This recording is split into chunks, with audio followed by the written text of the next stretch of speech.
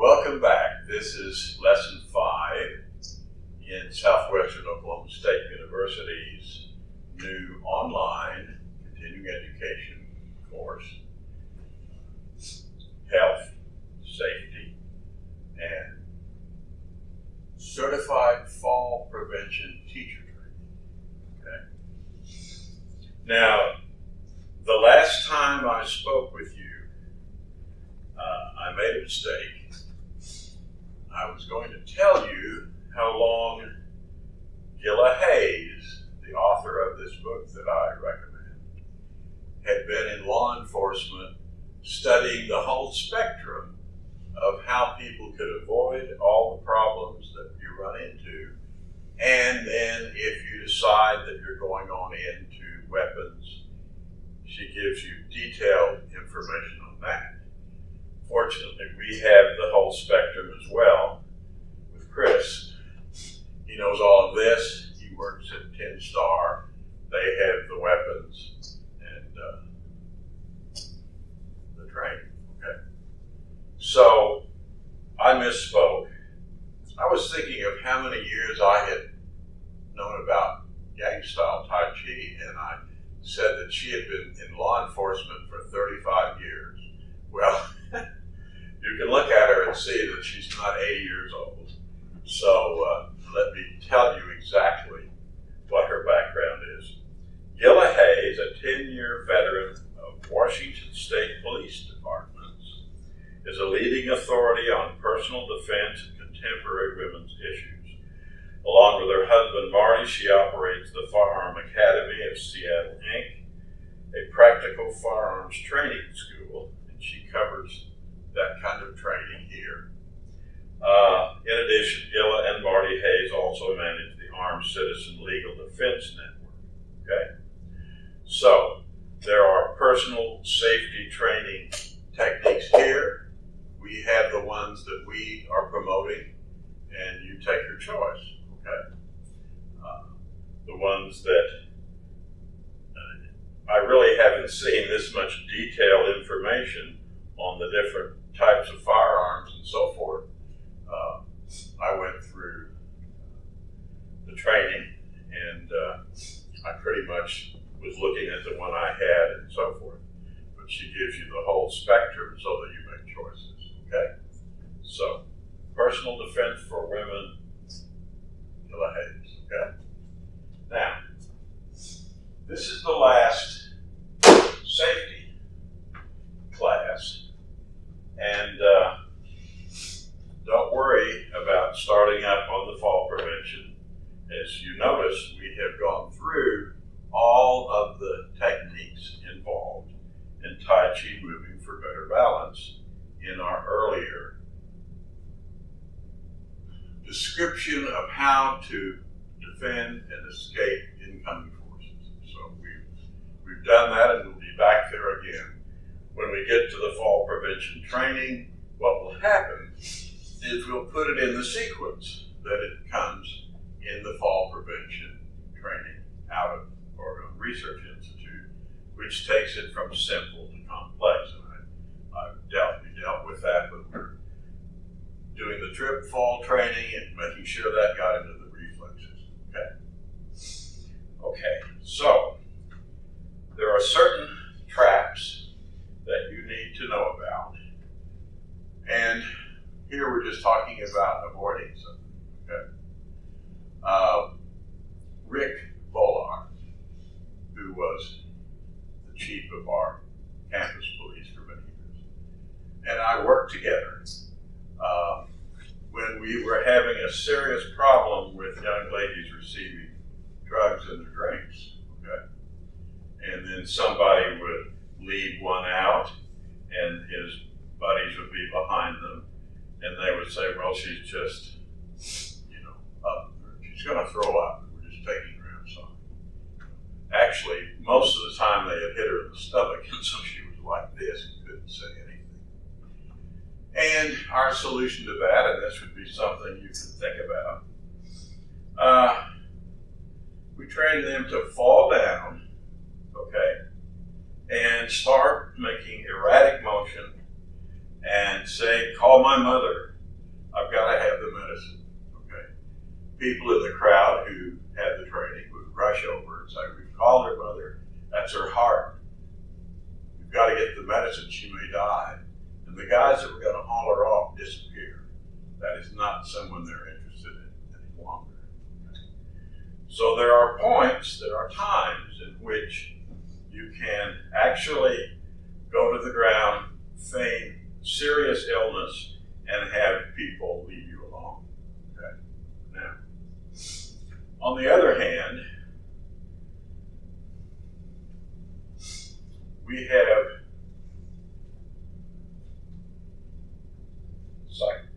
psychotic killers who killed perhaps 30 people or more. Yeah. And his name?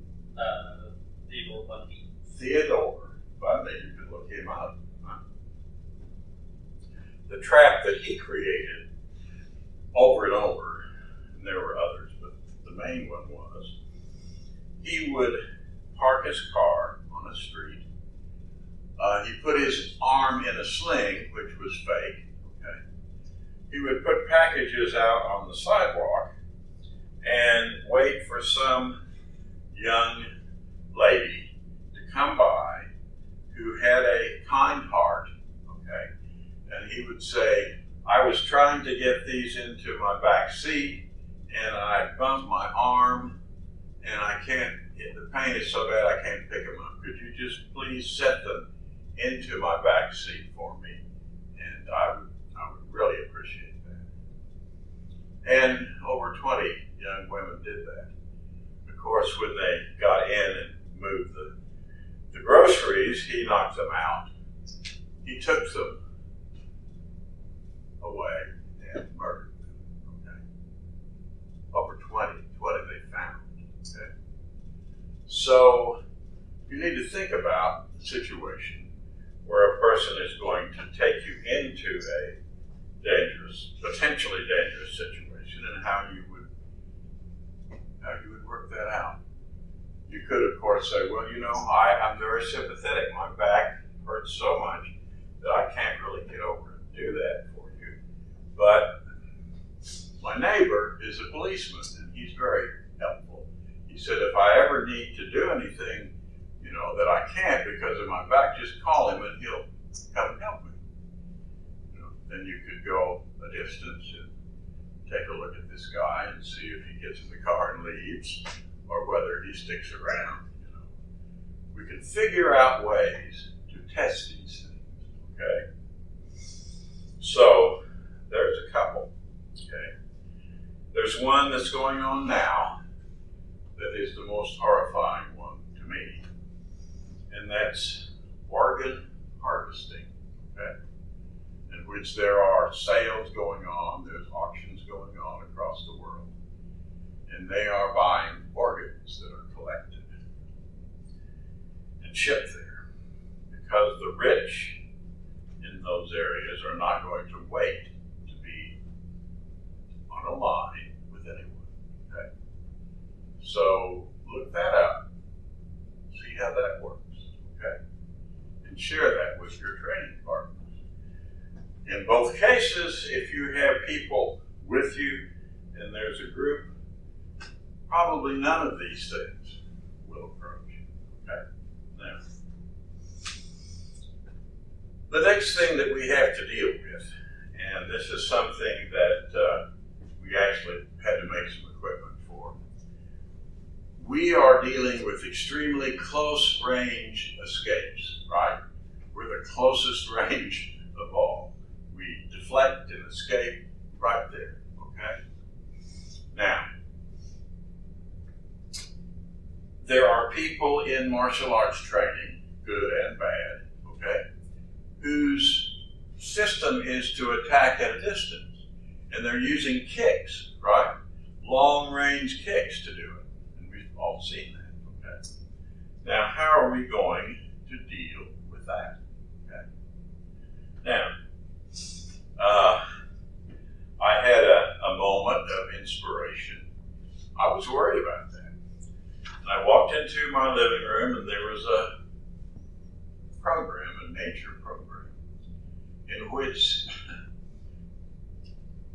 this individual was filming a mother white crane on the bank of a lake with her babies.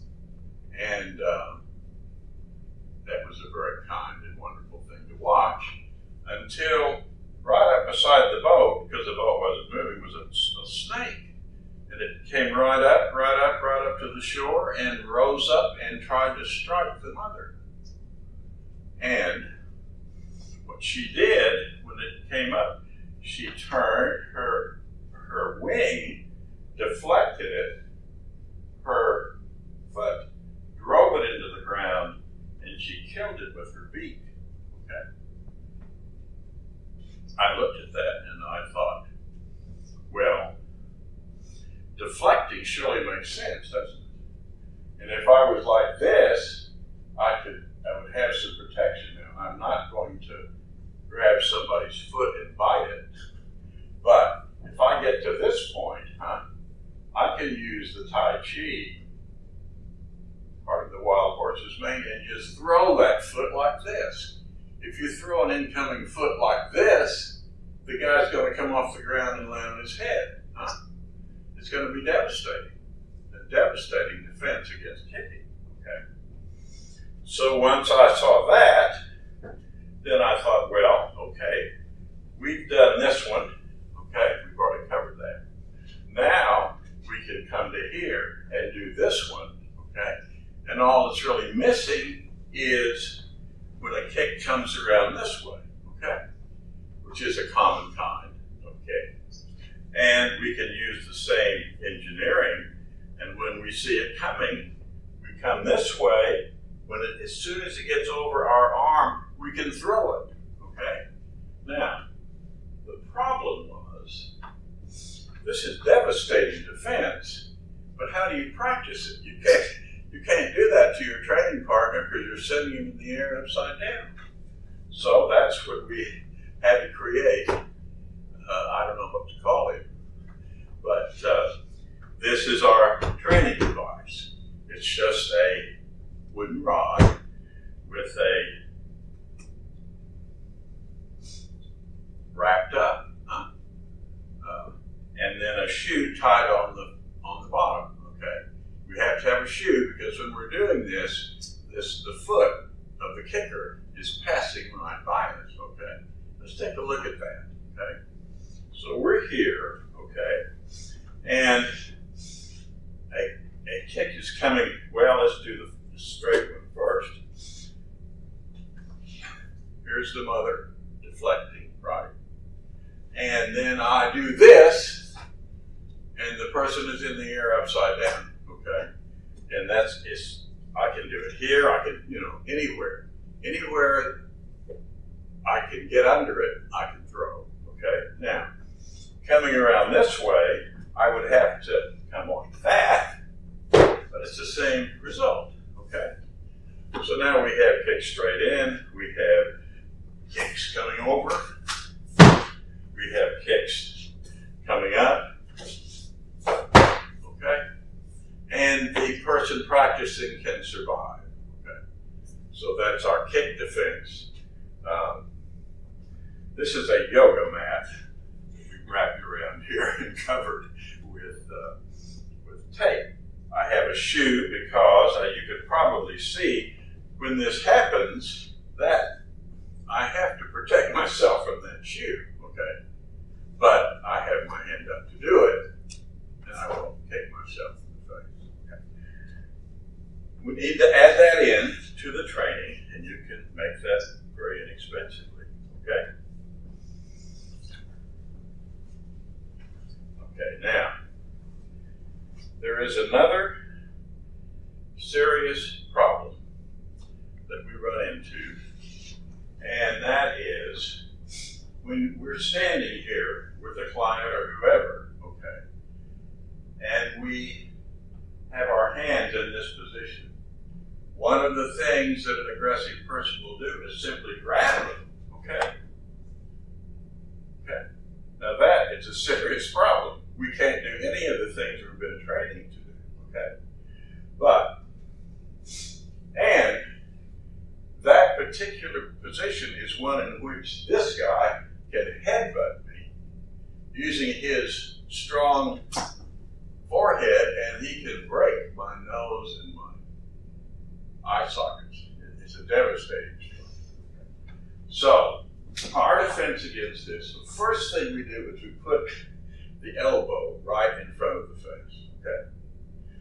Then you grab this hand, okay, and you peel it off and turn, and you've got the guy like this, okay? Now, if this is a relatively benign situation, you can just send them off to a distance, huh? If you are in lethal danger, you have one of the most vulnerable joints in the body here, and you can press on that, and they will come back, okay? They'll understand that. In judo, that's what you do, so forth. But you're here, suddenly this happens, huh? You come to there, huh? You come to here, and you have this person under control, okay? So that's when you can practice, and it works fine, okay? Okay. Now, one of the things that happens pretty often that we can deal with, for sure, people will reach out to grab a woman's hair, okay? Now, we've already got this one, don't we? Okay, which keeps them off, right? Okay, and then we can get around like that. So we've covered that. But what if they're behind you, and there are men with enough hair to have this a problem? Okay, so here comes the hair. Okay, now if I turn like this and put pressure on this joint, huh? Okay, and then I turn to here and leverage it over, that arm will come off, okay? Because I'm putting pressure on that same sensitive joint. Huh? I come to here, I come to here, and I'm out, okay? That's another one, just be a little careful when you do this, because that pressure is on a delicate place, and then you come to here, and you've got them all, okay? If grabbing someone by the hair makes one of the training partners uncomfortable, you can get a baseball cap, turn it around, and grab a hold of the bill of the baseball cap, and it will imitate the same effect on the head. And the back of the collar, is that same kind of a grip, where you're being pulled over, okay? Okay, now, there is another kind of attack which we have to prepare for, and this is one that works on a reflex speed level, okay? Now, I'm here, and of course if I have a training partner with me, I'm not gonna run into this. But someone comes up behind me, and their hand comes around like this, huh? Now, it may be covering my mouth, huh? And then they grab this arm, huh? It may have a knife, for God's sake, huh? So, in our class, we practice. We see anything coming, and first thing we do is we bring the hand up, okay? Now, a member of the class was looking at historical stuff and different kinds of salutes, and we decided this is going to be our salute. The safety system salute. You get this up immediately, okay?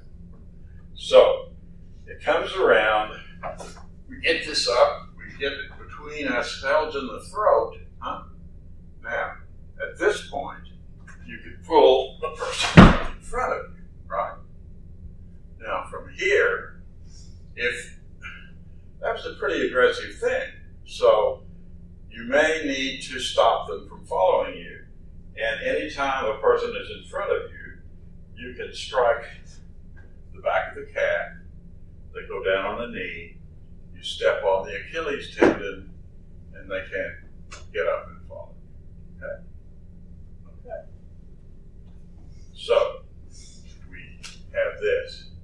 And I used to watch members of the class walking down the campus and salute each other. I thought that was kind of interesting. Okay? Okay. We spoke of a situation in which we had a person doing this. You know, the hug defense, remember that? You come into here, and then you guide the person over, and you tell someone standing there, is this the guy you were talking about? And then you say, well, he was being very complimentary, or he was being very insulting. You turn around and walk away, and they try to sort that out. But you're out of the track, okay?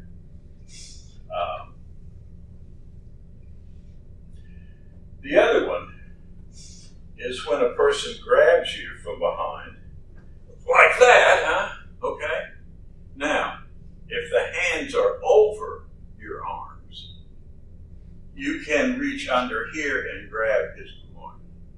And that is a pretty effective way to get him off, okay? Now, on the other hand, if it's this way, you can't really get back there. Huh? So you're kind of stuck. Now, one of the things that people think and try is to stomp on the foot, right? And a self-defense expert that I respect pointed out that these are some of the strongest bones in your body, and people trying to step on that may not be successful, okay? Now, so I'm here with the hands around like this. If I can get one of these fingers loose, I might be able to pry it off, okay? Okay. If I can't, there is an alternative, and we called it the safety pin. I can put that here, and that will be very discouraging, and he will let go of it, okay? They feel that. There's no question, okay? And if he is violent and psychotic and I have to do this, then I can turn and I can fend him off with it. Okay? Okay.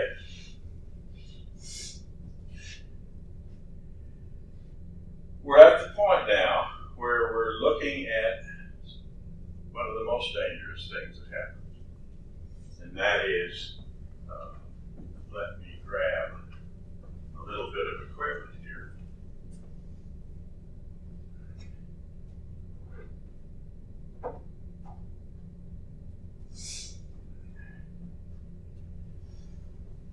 Dealing with the knife. Put that on.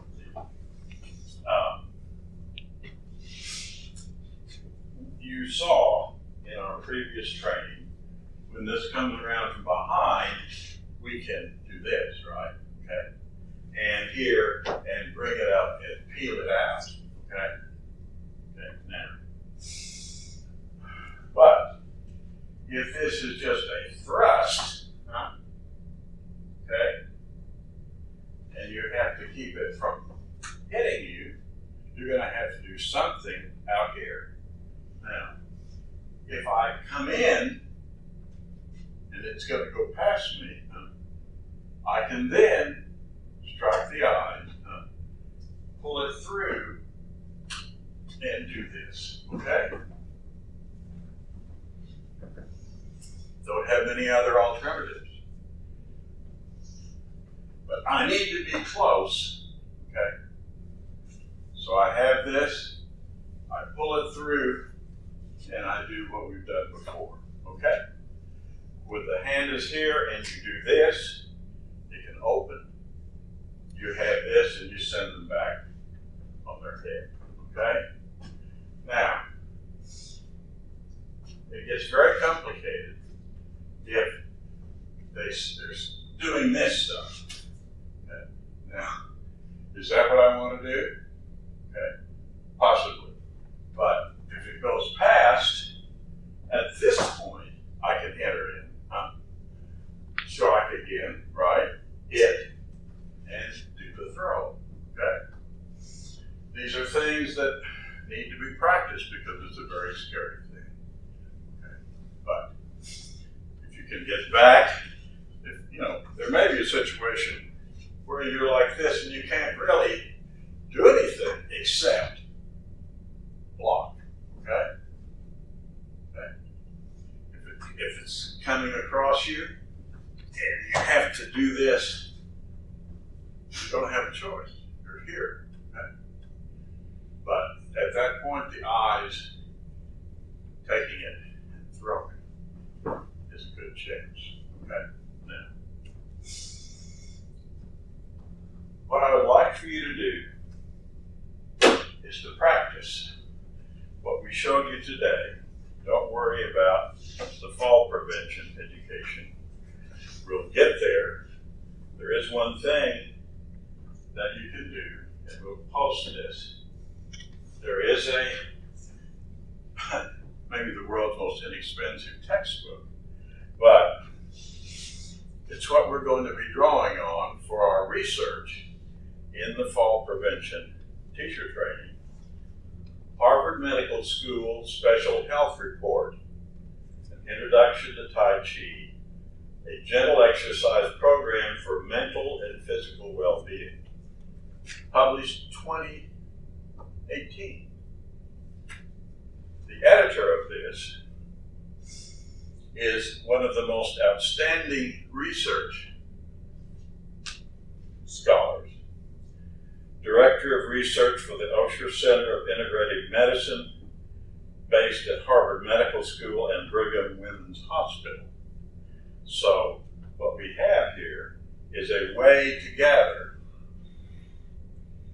all of the worldwide research, evaluated and presented in a way that we can share with the class in the fall prevention training. Okay? There are many physicians who went through their training before all of this had been verified and tested, and so we need to have that verification from highest level academic authorities for them to go along with it and recommend it to their clients and their patients. But we can clearly do that. We will post the details on this. I mentioned the good news. You can contact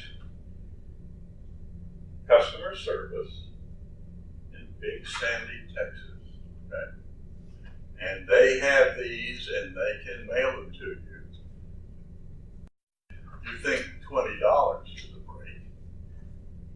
Last time I looked, and I can't hold them to that forever, if you buy 1 to 3, it's $20. If you buy 4 to 9, and if you gather a few of your training partners, you get 25% off. So we've got the world's least expensive textbook, and then we're going to get 25% off. Okay? With a leading scholar and research scientist testing and gathering the material. Okay? Well, that's where we are today. Practice these things. Don't worry about the fall prevention education. We have gone through them. We will go back to them. We will reorganize it into the sequence that fits fall prevention training for falling seniors, and we'll be right on top of it, okay? When we do that sequence and we get to one of the things we've done, I'll just remind you, you're just doing this, right? But as you recall, it had this effect if there's an incoming force. So we won't lose anything on either level. Well, thank you. Thank you for coming. Thank you for enrolling with the teacher training and the coaching. and we will see you as soon as we get to the next lesson. In the meantime, please practice and send me your practice on what we just learned.